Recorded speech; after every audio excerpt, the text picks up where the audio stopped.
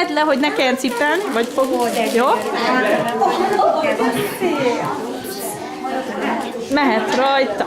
Mi már tőled Sokat kaptunk, de tőlünk kevesebb.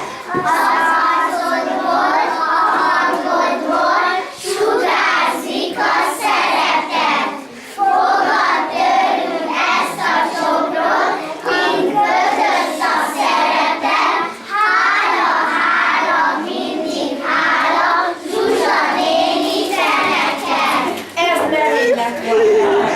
Merénylet, gyertek ide. Nagyon szerettek titeket, nagyon büszke vagyok rátok, és nagyon jó volt ez a műsor. Nagyon szuperek voltatok. Gratulálok mindenkinek, és nagyon szépen köszönöm. Ilyen merényletet a harmadik osztályon, mint rákvető őket elkövetett ellen. Nekem nem És mivel ilyen nagyon ügyesek voltak ezek a gyerekek, és én láttam a próbákat, felkértük